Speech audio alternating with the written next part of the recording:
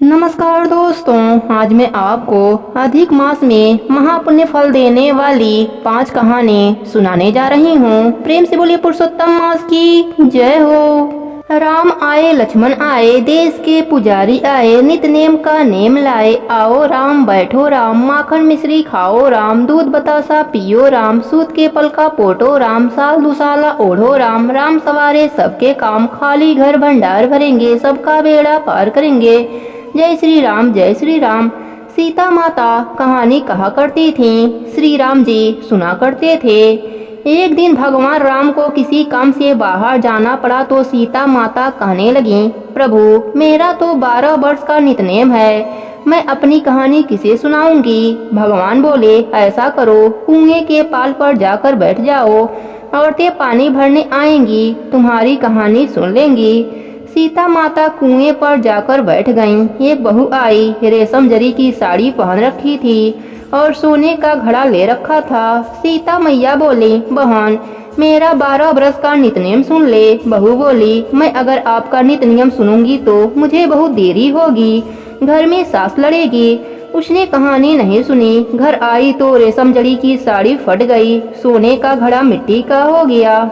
सास बोली, बहू किसका दोष सिर लेकर आई है। बहू बोली, सासू जी दोष किया, कुएं पर एक औरत बैठी थी, कह रही थी मेरी कहानी सुन ले, मैंने नहीं सुनी तो ऐसा हो गया। अगले दिन सास वही साड़ी पहनकर गई, वही घड़ा लेकर गई। सीता माता बैठी पाई, उन्होंने कहा मेरी कहानी सुन ले बहन। सास बोली, बहन मैं आपकी कहानी 4 बार सुनूंगी। सीता माता ने कहानी कहा, सास ने कहानी सुना। सास जब घर गई तो उसकी फटी साड़ी रेशम जैसी हो गई, सोने का घड़ा हो गया। बहू कहने लगी, सासू जी तुम कैसे सब सही कर आई। सास बोली, जो तू दोष लगाकर आई थी, मैं दोष उतार कर आई। बहू ने पूछा, ऐसी वह कौन थी। सास बोली, वह सीता माता थीं, पुराने से नया कर देती हैं, खाली घर भंडार भर देती हैं, लक्ष्मी जी का वास कर देती हैं और जो कुछ इच्छा हो उसे भी पूरा कर देती हैं। बहू ने कहा, अच्छा ऐसी कहानी मुझे भी सुना दो। सास बोली, ले भाई तू भी सुन ले। राम आए लक्ष्मण आए, देश के पुजारी आए, नित नेम का नेम लाए। आओ राम बैठो राम, माखन मिश्री खाओ राम, दूध बतासा पियो राम, सूत के पल का पोटो राम, साल दुसाला ओढ़ो राम। राम सवारे सबके काम, खाली घर भंडार भरेंगे, सबका बेड़ा पार करेंगे। जय श्री राम जय श्री राम। बहू कहने लगी, सासू जी कहानी तो बहुत अच्छी है। सास बोली, बहू रोज कह लिया करेंगे। एक दिन उनकी पड़ोसन आई, बोली, बहन जरा आँच दे दे। सास कहने लगी, अभी हमने आँच नहीं जलाई। वह बोली, तू 4 बजे से उठकर क्या कर रही हो। वह दोनों बोली, हम नहाए धोए पूजा पाठ करें और सीता माता की कहानी कह रहे हैं। वह बोली, इससे क्या होता है। वह दोनों बोली, सीता माता की कहानी कहने से अटूट भंडार भरते हैं, सारे कार्य सिद्ध हो जाते हैं। पड़ोसन बोली, ऐसी कहानी तो मुझे भी सुना दो। वह बोली, ले भाई तू भी सुन ले। राम आए लक्ष्मण आए, देश के पुजारी आए, नित नेम का नेम लाए। आओ राम बैठो राम, माखन मिश्री खाओ राम, दूध बतासा पियो राम, सूत के पल का पोटो राम, साल दुसाला ओढ़ो राम। राम सवारे सबके काम, खाली घर भंडार भरेंगे, सबका बेड़ा पार करेंगे। जय श्री राम जय श्री राम। पड़ोसन कहने लगी, बहन कहानी तो मुझे बहुत अच्छी लगी। अब पड़ोसन भी नितनेम सीता माता की कहानी कहने लगी। सीता माता ने उसकी भी भंडार भर दिया। हे मेरी सीता माता, जैसे उन सबके भंडार भरे मेरी भी भरियो। लक्ष्मी जी का वास हो, अन्नपूर्णा का वास हो। प्रेम से बोले सीता माता की जय हो। अब सुनते हैं तुलसी माता की कथा। प्रेम से बोले तुलसी माता की जय हो। बहुत पुरानी बात है, एक गांव में एक बुढ़िया माई रहती थीं। वह नित्य नदी पर स्नान करती और तुलसी माता को सींचती और तुलसी माता से कहती, तुलसी माता सबकी दाता, मैं बिरला सींचूं, तू कर निस्तार मेरा। तुलसी माता अड़ुआ दे, लडुआ दे, पीताम्बर की धोती दे, मीठा मीठा ग्रास दे, बैकुंठ का वास दे, चटके की चाल दे, पटके की मौत दे, चंदन की गांठ दे, झालर की झंकार दे, साई का रास दे, दाल भात का जीवन दे, 11 की मौत दे और कृष्णा की कंधा भी दे। बुढ़िया माई रोज तुलसी सींचने के बाद यही बात कहती थीं। उनकी बात सुनकर तुलसी माता सूखने लगी। एक दिन भगवान हरि ने पूछा, हे प्रिय, इतनी औरतें तुम्हें सींचती हैं, मीठा भोग लगाती हैं, गीत सुनाती हैं, फिर भी तुम क्यों सूख रही हो? तब तुलसी माता ने कहा, प्रभु, एक बुढ़िया माई रोज मेरे पास आती हैं और रोज मुझसे यह सब कहती हैं, मैं हर बात पूरी कर सकती हूँ, पर श्री हरि का कान्हा कहाँ से ला कर दूंगी? तब भगवान हरि बोले, जब वह मरेगी तब कान्हा देने मैं स्वयं आ जाऊंगा। प्रिय, तू चिंता मत कर। कुछ दिनों के बाद बुढ़िया माई का देहांत हो गया। बुढ़िया माई के अंतिम संस्कार के लिए गांव के कुछ लोग बुढ़िया माई के मृत शरीर को उठाने लगे तो वह बुढ़िया माई इतनी भारी हो गई कि किसी से भी नहीं उठी। सब गांव वाले बोलने लगे कि बुढ़िया माई तो अपने पूरे जीवन में पूजा पाठ किया था, फिर भी यह इतनी भारी कैसे हो गई? उधर से बूढ़े ब्राह्मण के रूप में भगवान हरि स्वयं वहां आए और पूछने लगे कि क्या हुआ। तब सभी कहने लगे, बुढ़िया माई का शरीर उठ नहीं रहा है, लगता है यह पाप भी बहुत करती थीं, इसलिए यह मरने के बाद भारी हो गई हैं। तब भगवान के रूप में प्रभु बोले, मुझे इसके कानों में एक बात कहने दो, शायद उठ जाएं। लोग बोले, ठीक है, आप भी प्रयास कर लो। भगवान बुढ़िया माई के कानों में कहने लगे, बुढ़िया माई, मन की निकाल ले, अड़ुआ ले, गड़ुआ ले, पीताम्बर की धोती ले, मीठा मीठा ग्रास ले, बैकुंठ का वास ले, चटके की चाल ले, पटके की मौत ले, चंदन की गांठ ले, झालर की झंकार ले, दाल भात का जीवन ले, एकादशी का मौत ले और ले श्री हरि का कान्हा भी ले। इतना कहते ही बुढ़िया माई हल्की हो गईं। भगवान अपने कंधे पर उसे ले गए। बुढ़िया माई को मुक्ति मिल गई और वह श्री हरि के साथ बैकुंठ लोक को चली गई। हे तुलसी माता, जैसे आपने बुढ़िया माई पर कृपा करी, वैसे ही अपने सभी भक्तों पर अपनी कृपा बनाए रखना। प्रेम से बोले तुलसी माता की जय हो, पुरुषोत्तम मास की जय हो। अब सुनते हैं विष्णु भगवान की कथा। प्रेम से बोले विष्णु भगवान की जय हो। एक बार एक सीधा साधा अनपढ़ गवार किसान था। वह एक संत के पास गया और कहने लगा, हे गुरुदेव, मुझे ईश्वर का एक ऐसा नाम बता दीजिए जिससे मैं सारा दिन आराम से जपता रहूं और अपना काम भी करता रहूं, जिससे मेरा काम भी हो जाए और मेरा परलोक भी सुधर जाए। संत ने कहा, ठीक है, तुम अंगमोचन नाम का जप किया करो। किसान ने कहा, ठीक है गुरुदेव। अब किसान दिन भर अंगमोचन नाम का जप करता रहा, लेकिन कुछ देर के बाद वह भूल गया और धमोचन धमोचन नाम जपने लगा। अब दिन रात वह धमोचन धमोचन रटता रहता था। एक दिन भगवान विष्णु भोजन करते हुए मुस्कुरा रहे थे। तब माता लक्ष्मी ने इसका कारण पूछा कि आप इस तरह क्यों मुस्कुरा रहे हैं। भगवान विष्णु कहने लगे, लक्ष्मी, मेरा एक भक्त मेरा नाम रट रहा है, जिसका शास्त्रों में कोई बड़ा नहीं है, लेकिन नाम वह गलत ही ले रहा हो, लेकिन उसका मन मेरी ओर लगा हुआ है। इसके मन में मेरी छवि है। माँ लक्ष्मी कहने लगी, आपको लगता है कि यह आपका सच्चा भक्त है, तब चलिए इसकी परीक्षा ले लेते हैं। विष्णु जी कहने लगे, लक्ष्मी, अगर तुम्हारी ऐसी इच्छा है तो चलो धरती पर चलते हैं। दोनों ने साधारण से स्त्री पुरुष का रूप धारण किया और किसान के खेत में पहुंच गए। भगवान विष्णु कहने लगे, लक्ष्मी, तुम्हें लेनी है इसकी परीक्षा, इसलिए तुम किसान के पास जाओ। किसान के खेत के पास कुछ गड्ढे बने हुए थे। विष्णु जी कहने लगे कि मैं उसमें जाकर छिप जाता हूँ, तुम जाकर उस किसान की परीक्षा ले लो। माँ लक्ष्मी जी उस किसान के पास गईं और बार बार उससे पूछने लगीं, किसका नाम जप रहे हो? किसान थोड़ा मुंहफट था, फिर भी चुप रहा कि मेरे ध्यान में किसी प्रकार की कोई विघ्न ना पड़े। वह धमोचन धमोचन नाम रटता रहा। लक्ष्मी जी ने पूछना बंद नहीं किया, पूछती रहीं, किसका नाम जप रहे हो? किसान खींचकर कहने लगा, तेरे भतार पति का नाम जप रहा हूँ। लक्ष्मी जी सोचती हैं, शायद किसान मुझे पहचान लिया। लक्ष्मी जी ने फिर से पूछा, अगर मेरे भतार का नाम जप रहे हो तो वह कहाँ है? किसान फिर गुस्से में बोला, यहीं होगा, किसी गड्ढे में जाओ ढूंढ लो। लक्ष्मी जी ने विष्णु भगवान को पुकारा कि प्रभु बाहर आ जाइए। यह तो सचमुच आपका भक्त है। इसने तो मुझे भी पहचान लिया और आपके बारे में भी सब कुछ जानता है। भगवान विष्णु और माता लक्ष्मी जी उसे साक्षात अपने दिव्य रूप के दर्शन दिए। कहने का भाव यह है कि भगवान तो भाव के भूखे हैं। निश्चल भाव से, सच्चे मन से भगवान को जपते हैं तो वह जरूर मिलते हैं। हे भगवान विष्णु, हे माता लक्ष्मी, जैसे आपने किसान को दर्शन दिया, उसका जीवन सार्थक किया, वैसे ही हम सब पर भी अपनी दया दृष्टि बनाए रखना। प्रेम से बोले विष्णु भगवान की जय हो, पुरुषोत्तम भगवान की जय हो। अब सुनते हैं अधिक मास स्नान की कथा। प्रेम से बोले पुरुषोत्तम मास की जय हो।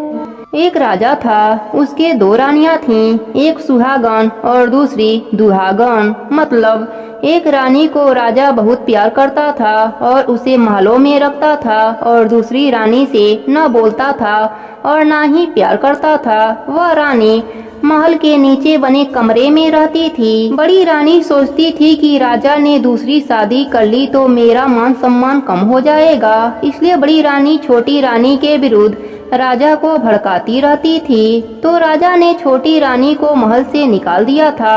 अब बड़ी रानी बहुत खुश रहती थी।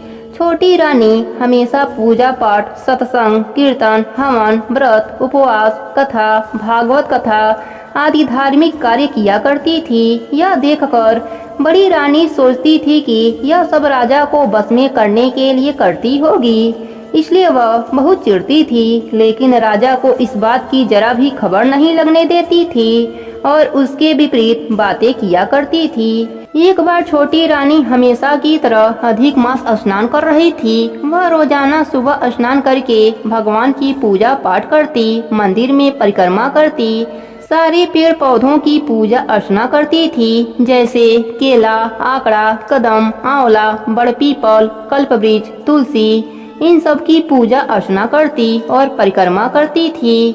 यह सब पेड़ पौधे गांव के बाहर लगे हुए थे। वह सुबह जल्दी उठकर सबकी पूजन करके दिया बाती करती, वह परिक्रमा करती थी। एक दिन बड़ी रानी ने उसे देखा तो उसने राजा जी से कहा कि वन के पूरे पेड़ पौधों को कटवा दो।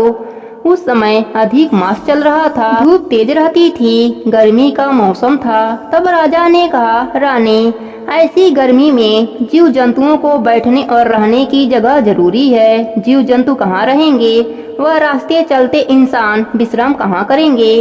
लेकिन रानी ने जिद करी तो राजा ने बिना विचारे ही सारे पेड़ पौधे कटवा दिए। अब सब जीव जंतु पशु पक्षी परेशान रहने लगे और छोटी रानी भी बहुत परेशान हो गईं।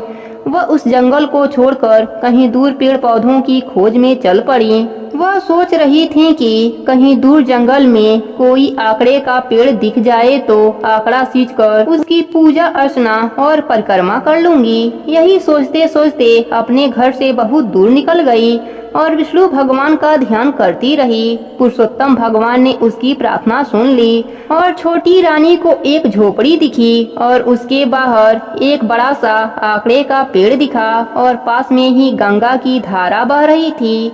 वह यह सब देखकर बहुत खुश हुई और सोचने लगी कि महल के नीचे भी अकेली ही रहती थी, उसी तरह यहाँ भी रह लूंगी। यहाँ पर सुबह नहा धोकर पूजा पाठ करके कुछ खा लूंगी। उसने गंगा के धारा में सुबह स्नान किया और 33 पुए बनाकर आंकड़े को चढ़ाए और पूजा अर्चना करी, परिक्रमा करी। छोटी रानी खुश हुई। पुरुषोत्तम भगवान ने अच्छा पेड़ दिखा दिया है, वह वहीं रहने लगी। कुछ दिनों के बाद राजा जी शिकार खेलने गए। एक नौकर को साथ ले गए। अब राजा जी शिकार खेलते खेलते बहुत दूर निकल गए। धूप बहुत तेज थी। राजा जी वापस आए तो उनको कहीं भी छाया व पानी नहीं मिला। उनका जी घबराने लगा, बहुत बेचैन हो गए, परेशान हो गए और सोचने लगे कि मैं इतना परेशान हो गया, बाकी के जीव जंतु और पशु पक्षियों का क्या हाल होता होगा। वह बहुत दुखी हो रहे थे और नौकर से कहा कि कहीं दूर तक देखो, 2 बूंद पानी मिल जाए और छोटी सी झाड़ी मिल जाए तो जान बच जाएगी, नहीं तो आज जान ही निकल जाएगी। नौकर ने दूर तक नजर फैलाई तो वही रानी की झोपड़ी दिखाई पड़ी। वहाँ राजा को घोड़े पर बैठाकर ले गया और आकड़े की छाया में लेटा दिया और गंगा जी के धारा में से पानी पिलाया। जो रानी ने पुए चढ़ाए थे वह पुए दोनों ने खाए। जल पीकर आकड़े की छाया में थोड़ी देर विश्राम करके फिर घर के लिए रवाना हुए। राजा जी को आश्चर्य हो रहा था कि इतनी दूर भयानक जंगल में किसने यह पेड़ लगाया और कौन इसकी पूजा करता है। इतने बड़े जंगल में कहीं भी एक भी पेड़ पौधा नजर नहीं आ रहा है।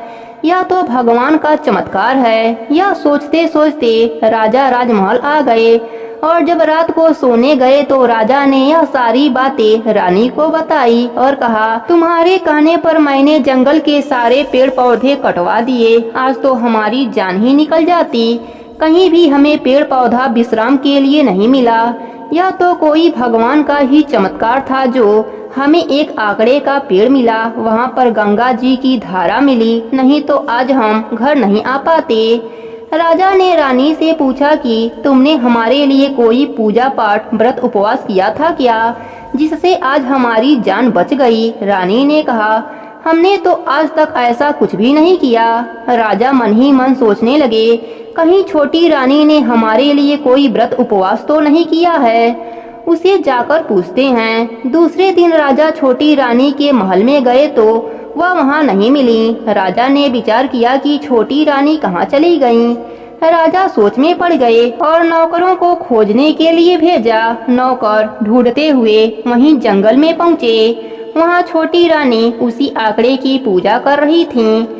नौकर ने आकर राजा को बताया तो राजा ने सारी बातें सुनकर खुद रथ लेकर रानी को लेने पहुँच गए।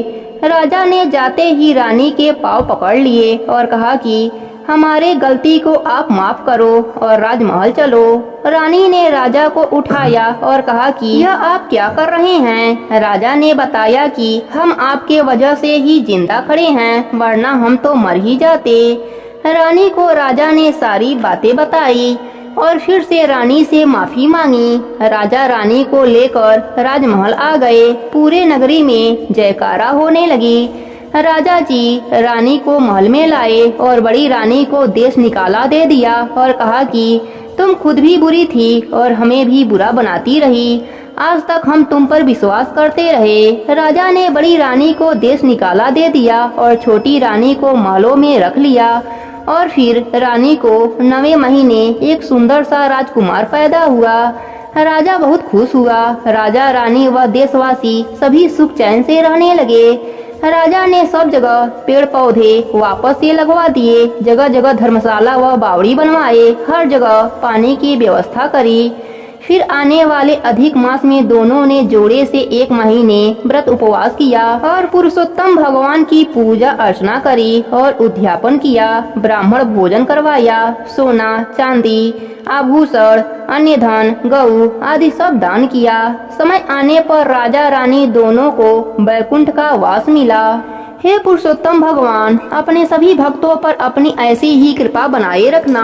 कहानी अधूरी हो तो पूरी करना, पूरी हो तो मान रखना।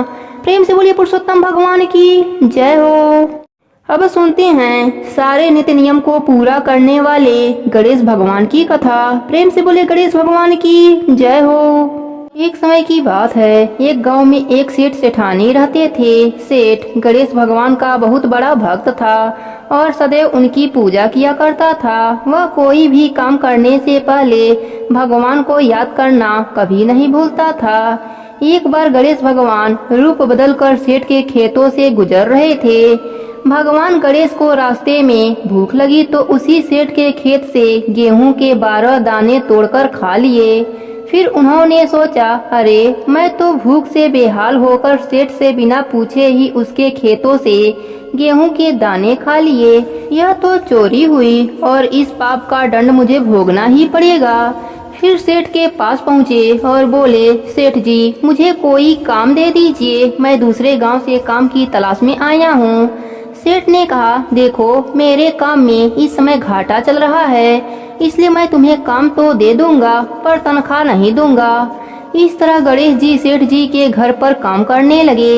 एक दिन सेठानी शौच से निवृत्त होकर अपने हाथ राख से धो रही थी तो नौकर बने गणेश भगवान ने कहा, सेठानी जी जब तक हम अपने हाथों को मिट्टी से नहीं धो लेते तब तक वह स्वच्छ नहीं होते, इसलिए आप अपने हाथों को मिट्टी से धोया करिए। इस बात से सेठानी गुस्सा होकर नौकर की शिकायत सेठ जी से किया। सेठ जी ने कहा, गणेशा सही तो कह रहा है, जब तक हाथ मिट्टी से नहीं धो लेते तब तक हाथ स्वच्छ नहीं होते।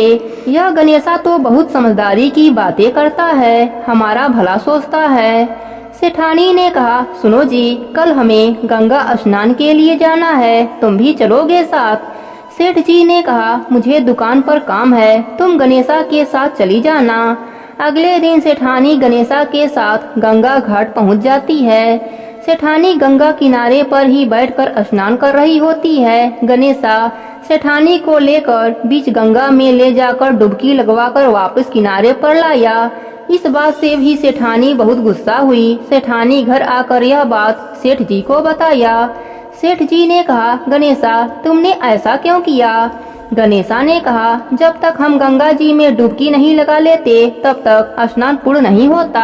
सेठ जी प्रसन्न होकर बोले, यह गणेशा तो बहुत बुद्धिमानी की बातें करता है, हमारे बारे में कितना अच्छा सोचता है। एक दिन सेठ जी अपने घर पर पूजा का आयोजन किया और सेठानी को बुलाने के लिए गणेशा से बोले। गणेशा सेठानी को बुलाने गया तो देखता है सेठानी काला कपड़ा पहन रखी है। गणेशा कहता है, सेठानी जी आप पूजा में लाल रंग की साड़ी पहनो, पूजा में लाल रंग शुभ माना जाता है। सेठानी गुस्से से सेठ जी के पास गई और सारी बात बताया। तब सेठ जी ने कहा, गणेशा ठीक ही कह रहा है, पूजा पाठ में लाल रंग शुभ माना जाता है। फिर सेठानी लाल रंग की साड़ी पहनकर पूजा में बैठती हैं। एक दिन सेठ जी घर में गणेश पूजन का कार्यक्रम रखा। गणेश जी के मूर्ति के स्थान पर गणेशा जाकर बैठ जाता है। यह देखकर सेठ जी को गुस्सा आ जाता है। सेठ जी कहते हैं, गणेशा यह कहाँ की समझदारी है, मैं तो समझता था तुम बहुत ही समझदार हो, बड़े बड़े ज्ञान की बातें करते हो और खुद ही अज्ञानी बनकर उस स्थान पर बैठ गए हो जहाँ प्रभु के मूर्ति का स्थान है। फिर गणेशा अपने असली रूप में आ जाते हैं। सेठ सेठानी हाथ जोड़कर कहते हैं, प्रभु आप मेरे घर नौकर के रूप में, हमसे बहुत बड़ी गलती हो गई, प्रभु हम आपको पहचान नहीं पाए, हमें क्षमा कर दीजिए। गणेश भगवान ने कहा, तुम दोनों व्यर्थ में ही परेशान हो रहे हो, मैं तो स्वयं तुम्हारे घर में नौकर बनकर आया था। मैंने तुम्हारे खेत से गेहूं के 12 दाने चुरा कर खा लिए थे, इसलिए मैं उसका ऋण चुकाने तुम्हारे घर नौकर बनकर आया। मेरा आशीर्वाद सदैव तुम पर बना रहेगा, तुम्हारे घर में धन वैभव की कभी भी कमी नहीं होगी। इतना कहकर गणेश भगवान अंतर ध्यान हो गए। हे गणेश जी महाराज, जैसे आप सेठ सेठानी पर प्रसन्न हुए वैसे ही अपने सभी भक्तों पर प्रसन्न रहना। कहानी अधूरी हो तो पूरी करना, पूरी हो तो मान रखना। प्रेम से बोले गणेश भगवान की जय हो, पुरुषोत्तम भगवान की जय हो।